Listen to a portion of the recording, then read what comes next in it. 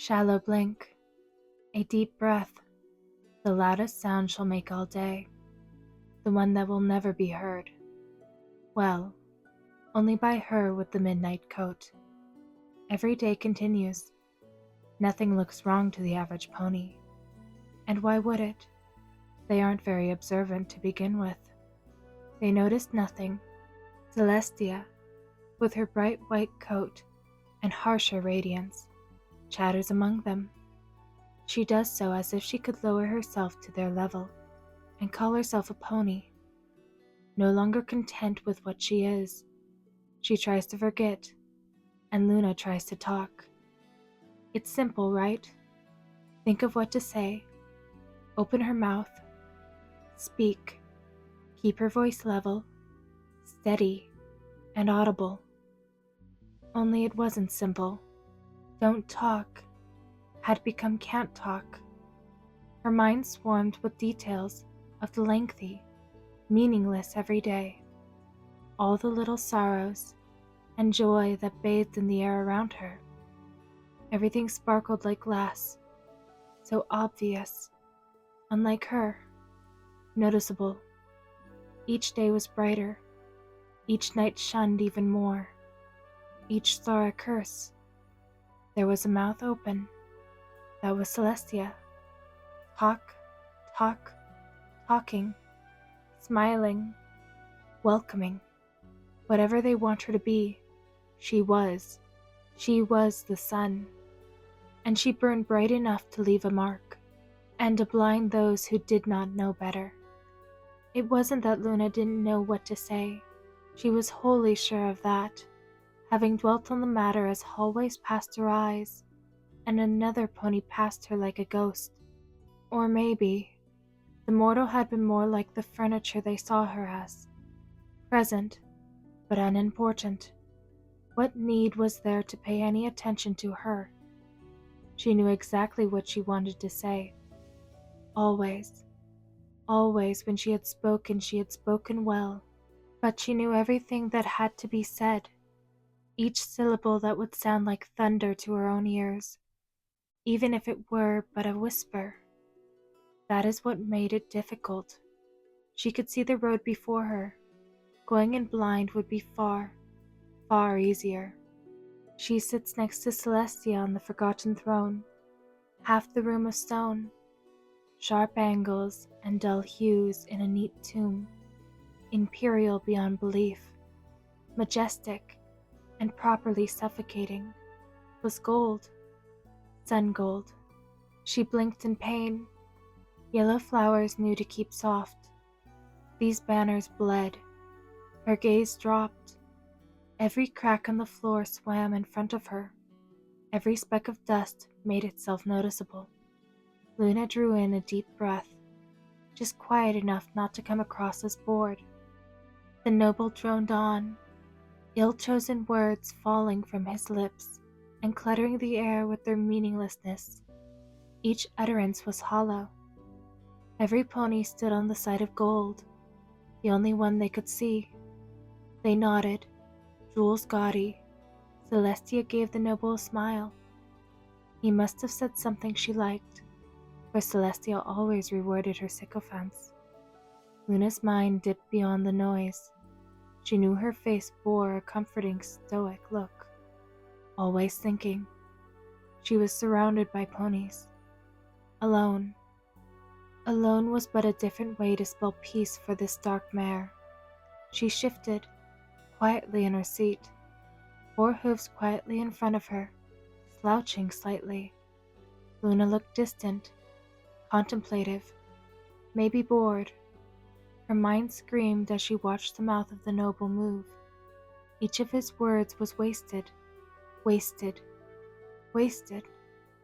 Celestia complimented his presentation, a mask of seriousness overtaking her pursed lips' smile before she allowed it to widen again. Luna wanted to cut the strings her sister has burrowed into herself. Blue eyes went unnoticed as they watched the next noble enter. The cacophony, the clicks of ill-spent phrases, the practiced greetings dropped to the ground before he even entered the room. The walls echoed with their worthlessness. Luna's stare widens. She's completely forgotten now, eyes boring into Celestia. She does not hide their horror, raw and tearing.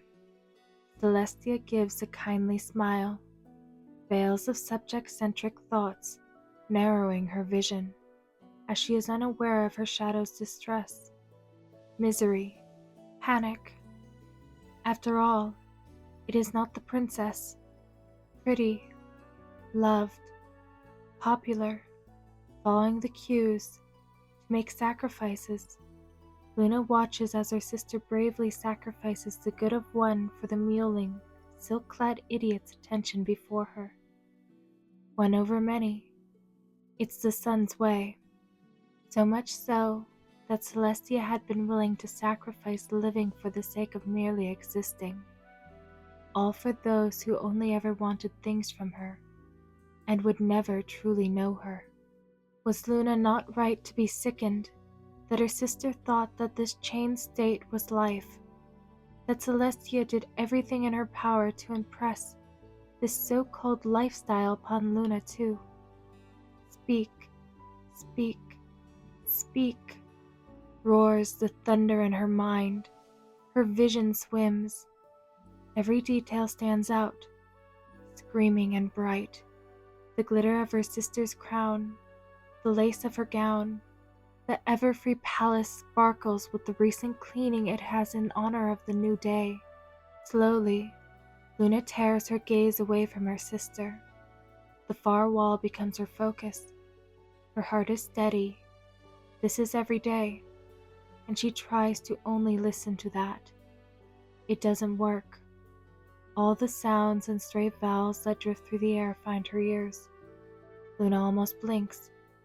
To her, it feels like a slow movement, but she knows it's far quicker.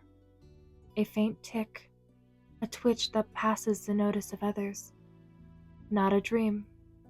Her left ear pricks to catch the sound, like a fragment of her own thoughts. Not a dream.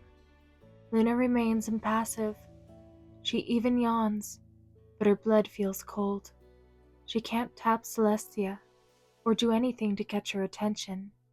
They had made a silent treaty, signed with bitterness, stubborn will, and everything between them.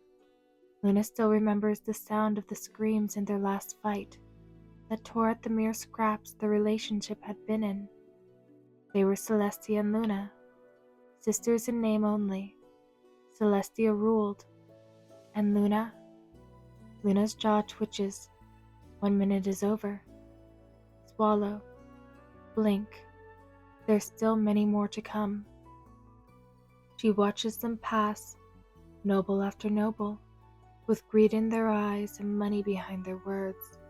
It was as if some part of them knew that what they said could and would never be enough to please the single goddess who dared to refuse gifts and other material curses.